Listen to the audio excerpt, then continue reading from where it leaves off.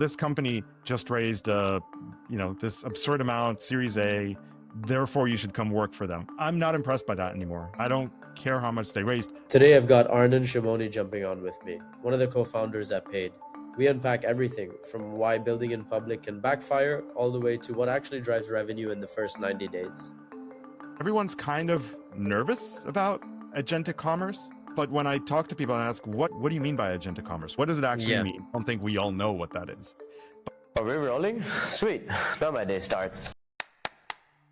You had mentioned to me before that there was this sort of back and forth around building in public. That didn't work. Give me the context on that. What did you guys try? What made you decide that it needs to be killed? We talked a lot about building in public, and I had given it quite a bit of an effort. The question of, did this actually convert anything to a deal? I actually don't think so. And it never broke past that imaginary roof where, you get hundreds of likes on something and a lot of people engaging with it. That never happened. So for me, it wasn't a very good way to do things. I think it's a lot based on luck, if that works or not. And at some point, the building in public content that I see is just, let's call it reaction farming. It's people posting, do you like this very cool design that I did, or this very purposefully ugly one? Or I've done something really weird to this one. Which one do you like best? And people love responding to that. So that's the stuff you kind of see mostly. And I found that it didn't have too much value. So I gave it a shot. I spent a bunch of time on it. Some of the co-founders did as well. And we talked a lot about what we were doing publicly. So all of our features were kind of out there. All of the designs that we were working on, they were out there. We were quite public about that. And I think people were interested in them. Having said that, again, numerically speaking, it didn't convert that well. But the podcast did. The podcast was great, yeah. At the time, I think you said there was some skepticism around it, but you were part of shaping that. So yeah. What was the decision criteria and why is it still up and running now? The podcast was, so that wasn't my idea. That was Manny's idea. He's like, I want to start a podcast. The idea we had originally was a little bit different. We kind of wanted to group different kinds of categories. So we wanted to have, let's have pre-seed, let's have seed, let's have Series A, Series B, so that everyone can always learn from someone else. We thought of this as kind of like, let's layer these people up so that you always learn something from someone, depending on where you are on this company life cycle. I don't know that really worked. We ended up scrapping a few episodes that we had filmed because not all of the problems were interesting. And it was kind of hard to build that pipeline up very well. And what really matters with podcasts is pipeline, is making sure you can always drop a new episode every week or every other week or whatever your cadence is, but you can keep that cadence up. So at the beginning, I was just publishing them, whenever, because we would record, I would publish it, 2-3 days later. But then I wanted to start building up this cadence of like a weekly drop. And for that, again, you need like a fairly strong pipeline. And it meant that some weeks we were recording 3 or 4 episodes in a week. Also got very difficult. Like, it's very difficult to sit and talk to someone for an hour and record it. That's the one side. But I was doing all the prep work, researching the people and editing and publishing and the continuous. There's a lot of time that goes much work into that goes kind of under the radar with podcasts. Having said that, it was one of the most converting things that we did. So many people would reach out and say, oh, I heard this person on your podcast. Let's talk. And we weren't selling our product on this podcast. It was legitimately just a conversation between 2 or 3 people sometimes. Do you think that's because it's credibility to the brand, or do you think that's because you're highlighting problems that they maybe didn't know that they had? That's a really good question that I don't really know how to answer. Reason being, I'm still on the fence a little bit about podcasts because the ones that I used to listen to, I don't listen to anymore because they tend to be self-serving. There's nothing extreme being said. And I want something that will challenge me. And there aren't a lot of podcasts that still do that. So what we started prioritizing is exactly that. Like, let's challenge the audience a little bit. We would keep the rough bits and a little bit of cursing here and there. And we would try to get something a little bit spicy out of them where they trash talk or another company or another product or something else. And when that happens, I think that works really well. And then you're giving them a reason to listen. But it mostly builds trust because you see, oh, well, these people know how to get these other interesting people. That must mean they're well connected. I think that's what that does, if I'm being completely honest. So again, we're going back to this network effect of who do you know? And that's really powerful. You've been in roles where you had to basically figure shit out on the fly. Take me back to day one at Paid. What did that Yeah. look like? So I had never started a company before. Like, where do you even start? And I think the problem is there's nothing. So you have to do everything yourself. And luckily, I had Manny, the CEO and the founder of Paid. He was very patient, and he's like, okay, talk to this person, go talk to that person, and kind of discover on the fly, what should we do? So my instinct was, well, we need a brand, we need a name, we need a logo, we need a website, and we'll kick it off from there. And we'll add things progressively. It's worth mentioning, I joined Paid to do marketing. Even though I'm a product person and an engineer from before, I didn't join to do the engineering for that. It was for marketing. So day one was just figuring out, okay, well, first of all, do we actually have something in our hand? And that started before we started the company. There was a lot of discovery, a lot of calls with AI agent companies around the world, figuring out, what problems do they have? What's bothering them from sleeping at night? And there are many of those, actually. Starting a company is really difficult. There's a lot of things that have you basically struggle to fall asleep at night, things that are keeping you up. Not everything we originally thought turned out to be a real problem. And there were problems that we heard of that turned out to be, a decent problem, but not one that they were actually willing to pay to solve, which is a big part of that puzzle as well. Obviously, you're starting a company because you want to solve something for someone and you want to get paid for it. So that was the first just few months, like figuring out, what do we even have? And you're taking a pretty broad approach. You're like, yeah, we should do this. We should run events. We should have dinners. We should do the brand. We should set up a website. And all of that is kind of far away from you right now because you don't even know if you have something worth solving yet. So that discovery process really kind of hones in, what do we actually have in our hand that is worth doing? So that's basically the first 2 months of starting that company. What was the hardest part about the discovery process? The hardest part for me is always not to fall in love with your own solutions. You obviously go into this and you're like, we want to solve this problem. Here's how we want to solve it. You're coming up with a solution of some sorts, but you don't want to fall in love with it because it turns out that that's not necessarily what you go out and develop. And even if it is what you develop initially, it's not what you end up selling. So you can pivot. They say pivot. Pivot sounds like such a hard thing. Oh, we're going to pivot the company. It's 3 people, 4 people, right? It's not a pivot. You just, I have this idea. Let's go do that now. Yeah. But yeah, you change your opinion quite a bit. So not falling in love with that is one thing, but also keeping an open enough mind to hear what's not being said. You have to be really patient when you have these conversations with people because you don't want to feed them with everything that you're thinking. You want to discover, you want to have them talk about things. And by the way, this is a mistake that I had made in one of my first customer calls. I wasn't alone on that customer call, but they discussed some billing issues that they had, some revenue architecture issues, which I had seen 5-6 times before. It wasn't a surprise to me. I understood the depth of that problem, so I didn't probe them on that. But for everyone else who was on that call, my other co-founders, they did not necessarily understand the breadth of that problem, how deep it can go and how broad it is. So for me, not digging into that problem, that maybe set the wrong, the wrong viewpoint. And it turns out that when you're asking people, okay, what do you think about my solution or what do you think about what I'm showing you? A lot of them tend to give you this kind of vanilla answer like, oh yeah, it looks cool. They're never going to buy. And there's this great book called The Mom Test. I suggest everyone who's doing something, building a product or whatever, reads it. It's like, you show something that you're working on to your mom and she's like, that's nice, honey. And, she's not going to listen to your podcast. She's not going to read the blog post that you write. She's not going to go follow you on LinkedIn. It's kind of like, oh yeah, I've given you a non-committing nice. And it's very hard to not fall into that trap. You have to be very, very prudent and careful in what you actually take from these calls. Yeah, I'd never heard of the mom test before. I'll definitely check that excellent. one out. But what was going through your head? So you guys launched, you have a website now, it's public. What was sort of like the first impression that you had going through your head around, how to put your name on the map? Where do you start? So we started with this thought that, first of all, we have to make a big splash. We did everything going up to this launch event, which we had scheduled for 2 months into the future. We were like, okay, we're going to launch on this day in March. What do we need to do to get to that point? So brand, website was done super fast. We had about a month to get all that lined up. And if you talk to most brand agencies and tell them, I have a month, can you work with me? The answer is no, talk to us in 6 months, maybe. Yeah. So, that's always fun. But we kind of had to build this whole launch plan culminating in that day. And we had hoped that on that day, we would get a lot of traffic. So I had all the sales pipelines worked out, the forms, everything was checked. And double checked and triple checked. Manny has a really good network, so we could get on TechCrunch fairly easily. That Right. wasn't that difficult, but our investors also helped us with PR and all of that. What we did on the launch day is we had a launch party that was scheduled for that evening, just to bring in a few of our friends, family, investors, and some prospects, some companies that we were working with, design customers, if you will.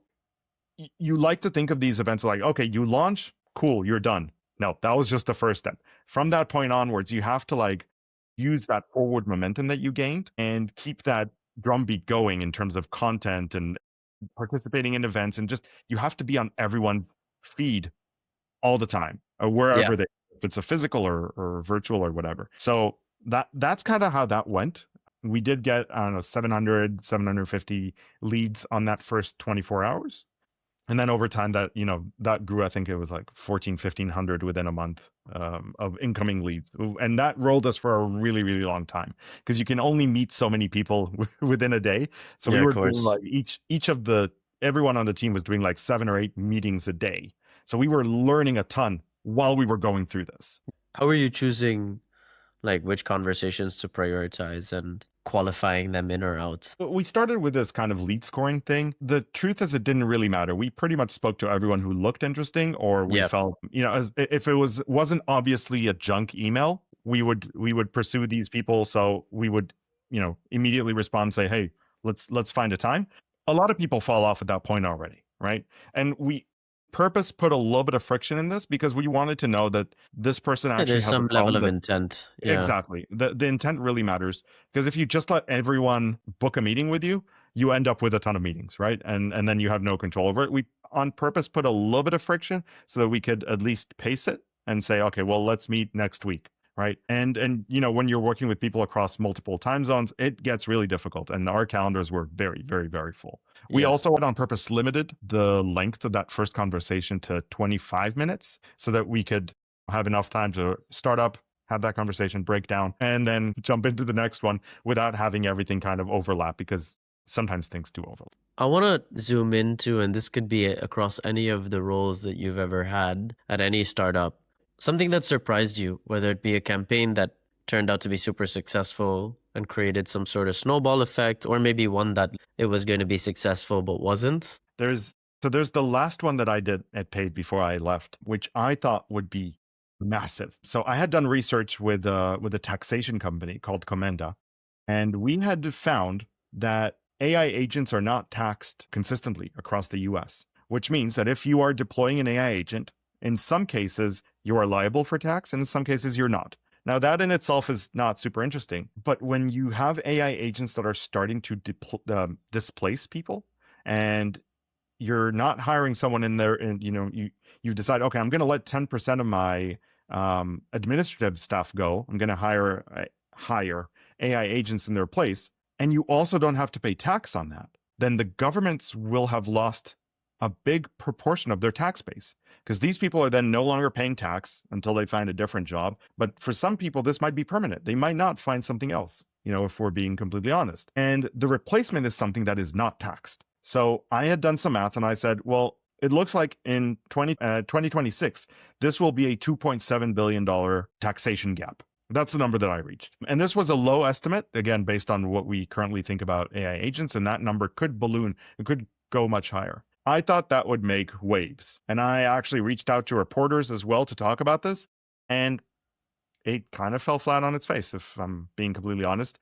I've not been tracking the performance of that because I'm no longer with Paid, but I haven't seen many people refer to it. And I think that really disappointed me, because we put in a lot of work into this and a lot of research. And I thought the message was pretty hot. Like, governments are sleeping on this. They're not thinking about the cultural impact, the impact on people that this will have, and the impact on their own budgets. Governments may not have money to fix up the roads and build new stadiums and support education if they can't collect tax. And I think they're sleeping on this, and it just didn't get picked up by anyone. And I thought that was quite disappointing. Just the entire topic of attribution, vanity metrics versus real sort of output metrics is always a constant discussion. How do you know and decide on what metrics to measure, and where does the decision criteria come from? In the end, he exists to sell, right? Companies exist to sell and make money.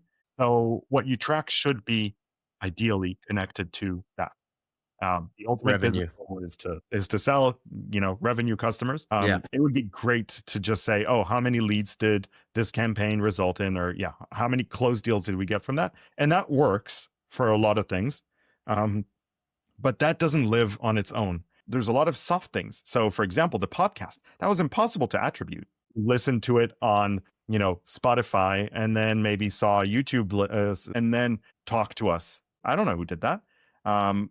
That doesn't mean it's not worth doing. There's a lot of things that you just can't measure, and they're still very much worth doing. Brand is one of those things where a good brand can really elevate a company, and a bad brand can sink it. For the most part, most brands are kind of middling. They're nowhere, and it's really hard to measure that and say, oh, we're not doing well because of our brand. It's really hard to say that. Yeah. Even if you ask people, what do you think of our brand? Do you did it impact your decision to go with us or to not go with us? I don't think you're going to get really good answers to that, because I don't think people know. So there's like this soft emotional aspect in go-to-market, in how you talk to people, and how you send your emails, and how you appear online and at events, that is impossible to, or at least for me, it's impossible to quantify. Just because you can't quantify something doesn't mean it's not worth doing. It doesn't mean you shouldn't do it. And I mean, a good example of that is you guys just did a dinner in Paris. I mean, that's a great idea to get, certain stakeholders in the room, whether it be prospects, customers, and or partners. When you're building for finance teams or very complex use cases, getting people together in a room is almost a no-brainer. I'd also say that a lot of people have this take nowadays that brand is the new demand capture, but I don't know if you'd agree or disagree with that. I do agree. I think when everything looks the same, and when everyone can build software relatively easily, that's still where humans have something to give and something to take as well, because a human is making the decision whether they want to buy something or not. Again, that could change in the future. I've heard agentic commerce mentioned 70 times last week from a variety of people. Everyone's talking about it. I was in Paris last week again with one dinner, then I was at a 7 Labs event, and everyone's kind of nervous about agentic commerce. But when I talk to people and ask, what do you mean by agentic commerce? What is that for you? You start to get a little bit wishy-washy. What does it actually mean? And I understand why some of the payment companies are worried about it, because if you're not buying something with a credit card and you have to go through the whole authentication flow and 3D secure, and yes, this is me and all that stuff, because an agent is buying, then you maybe don't even need to go through this payment process. What if you just have two agents agree on something and they just run that transaction without money moving immediately? And you'll solve it later maybe. So I know why they're worried about that. But for everyone else, I still don't fully know why everyone's worried about agentic commerce. Right. But I also don't think we all know what that is.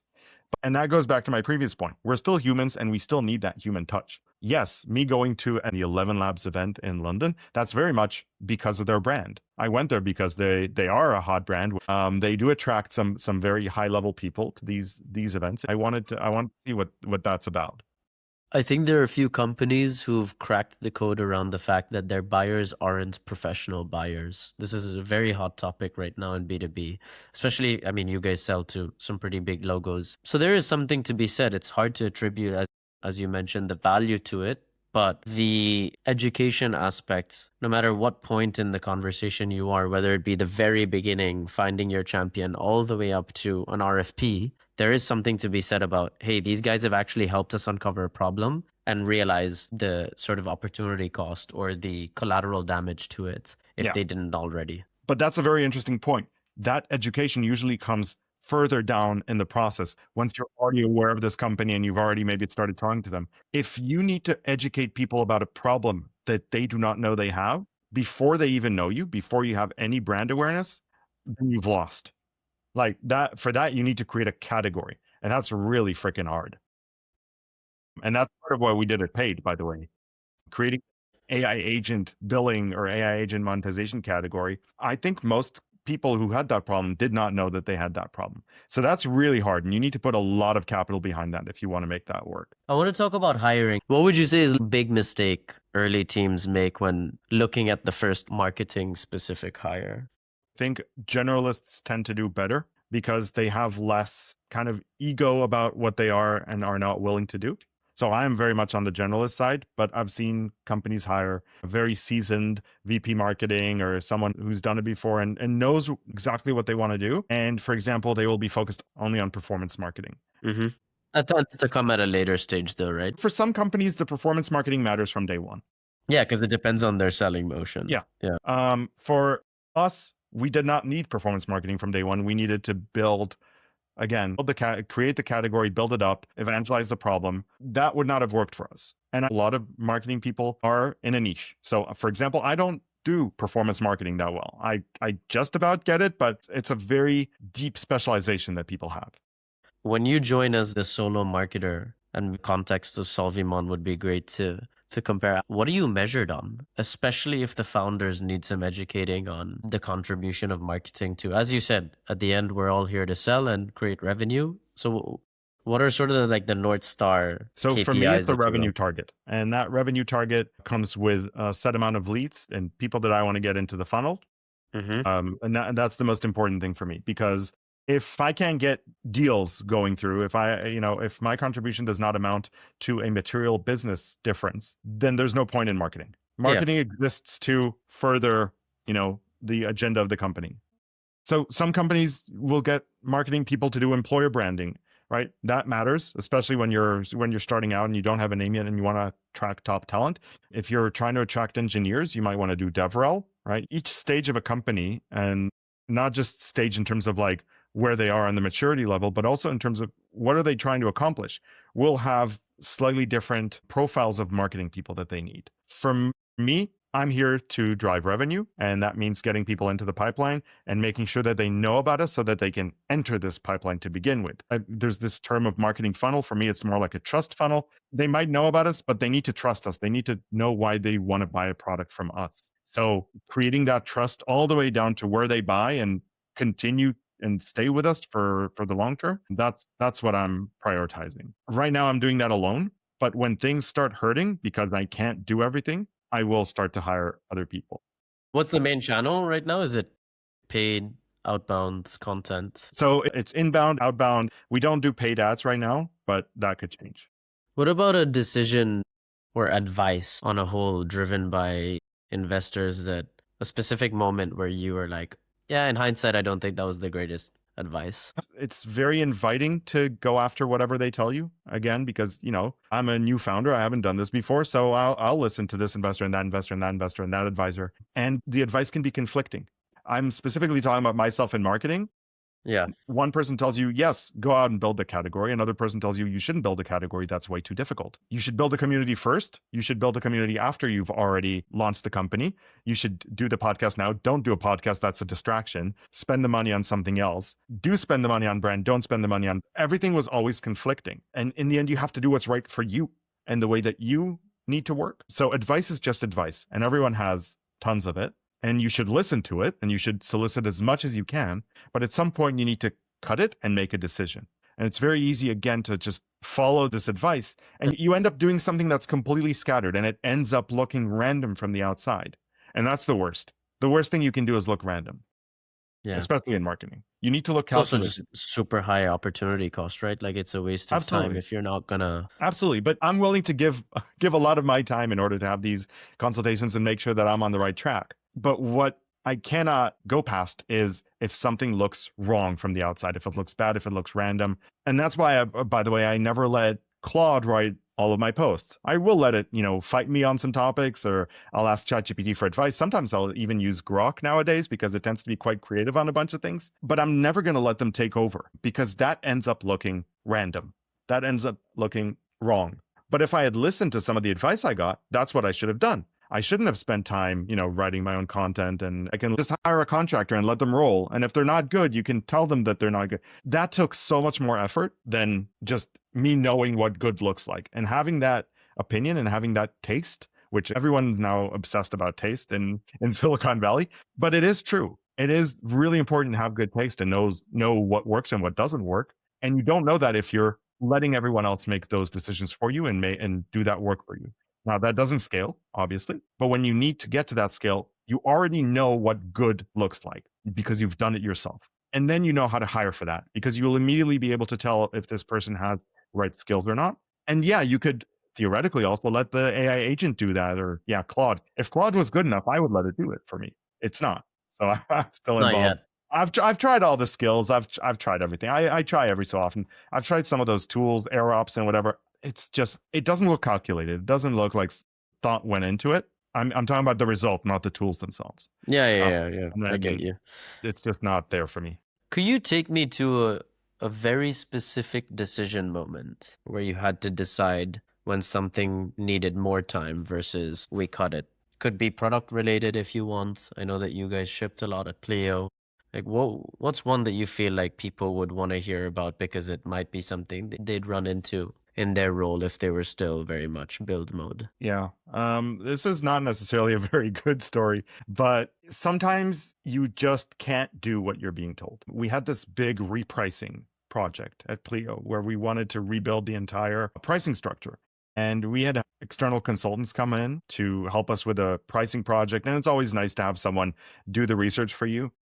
It cost about €1 million. They did the work. They came up with this pricing structure that was just unimplementable with the current system that we had. And we had a homegrown billing system. We had Stripe. So we had kind of like a combination of the two. And it was just unimplementable. And I kept trying to get a little bit more time. Like I need 2-3 more weeks to be able to hack around the system that we have in order to support this. So I'm not saying I don't want to support this. I do, but it's really hard. And I don't think people necessarily understand how sensitive revenue is, first of all, because if you issue wrong invoices to customers, then they leave. If they see stuff constantly coming out wrong, they lose trust in you. And trust is really, right? Yeah, for but sure. also just how complex revenue is. And I remember sitting down with a very senior person at that company and saying, I need 3 more weeks. Like, I cannot hit this deadline that we've set. I can hit this other one that's 2.5 weeks later. And I remember, him patting me on the back and saying, okay, we'll make that happen. And then an hour later in a subsequent meeting, he goes back and says, no, we're sticking to our original deadline. And it created so much friction and so much anger and so much resentment inside that most of my time was spent not on solving problems, but on trying to manage this relationship and trying to get people to help me, convince and do all of that. So when you hear, what do product managers even do? It's legitimately that. It's just aligning everyone else for the change management. The amount of time that I actually spent on the product and defining this and building this with the rest of the team was actually quite low for this specific product or for this specific product change. But I would not have been able to forgive myself if I had just said, oh yeah, cool, let's try that original date and not hit it, or come up with something that was broken in a way that devastated customer trust. Like, those were my non-negotiables. Right. And it did not do me any favors. I'm not gonna lie. Like, that put me in a pretty bad spot. So that's, it's hard to talk about even today. Like, I can feel my blood pressure rising just thinking about those interactions and how hard it was to get people to agree and understand that this is more complex than even I would like it to be. But those are the cards you have, right? Yeah. I mean, I feel like pricing is a topic you and I could spend hours on, but I wanna let's say decision moments where you butt heads with someone, whether it be co-founders, manager, whatever. Like, how do you push back without creating too much tension or friction? Or would you say that it's actually good to create that much tension or friction? You've been hired to do a job. You've been given responsibility and you're trusted to do something. And you need to do what you need to do. You've been told you're in charge of marketing, of brand, and how we appear. Then you get to call the shots on that. You have to live with that decision. It's true that for marketing specifically, everyone kind of has to live with that decision because everyone in the company is an extension of the brand and of the company. So those carry a little bit more weight. And I have been known to be a little bit of a dickhead when it comes to that, and and push and say, I feel about this. I feel very strongly about this. This is what we need to do. And sometimes that comes with great cost, both personal and physical, like literal money. And a decision that I remember from early on was we had registered the company under the name Agent Paid. I thought that name was too long. There was a suggestion, what if we go with AP? I didn't like that because there's the news agency called AP, and it was too short. The domains cost a fortune when they're that short. Yeah. And we did settle on calling it just paid. But it took me a little bit of pushing and like, let's do this.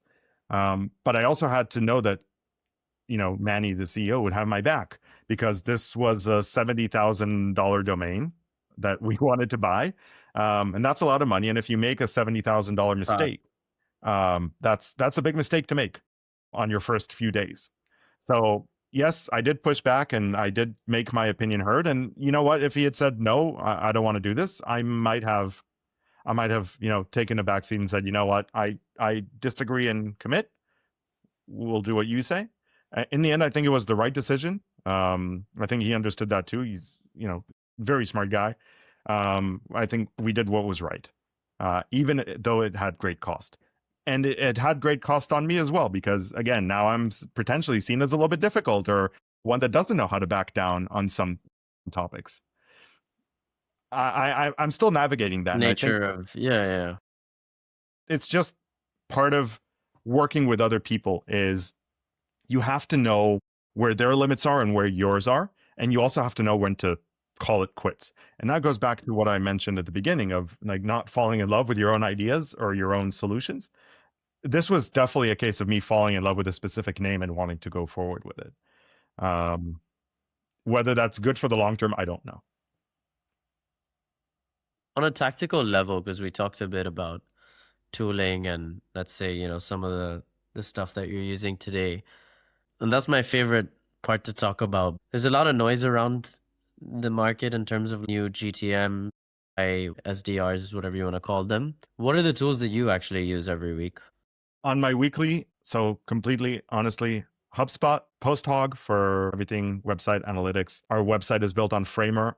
I actually was a little bit skeptical about Framer at the beginning, but it's legitimately very, very, very easy to use, to the point where I would say for the most part, it's like my new favorite. I use Notion. I use something called Relay, which I've built a few AI agents in, where it does research for me and tells me about upcoming trends and what happened last week and a whole bunch of different information, which is really, really useful. And I guess Claude helped me write, help me structure thoughts that I have. And of course, how can one forget granola? I recently I wrote a recipe, and I think it's called Recipe in Granola, where I tell it, listen to this call that I just had and help me write a case study, like a customer case study. And I'm shocked by how well that worked. I mean, granted, I had to do the definition work up front, but I'm shocked by how well that worked. If you answer all the questions in the conversation, which, you should always have a script, something you can look back at and follow.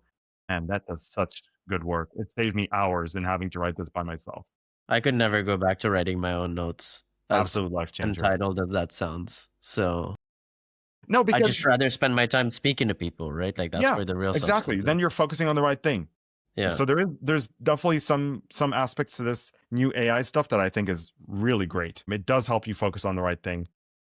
What are some use cases that you'd say are overhyped? I think automating your entire life with something like, what is it called now? OpenClaw, Claudebot, or whatever for the recent renaming is. I gave it a shot. I don't fully get it. I'm waiting for someone else to figure it out and show me how it can be used in a way that actually helps me and doesn't feel like it's taking over, because I don't want to feel like I lose control over my life. And I think those use cases for me are overhyped.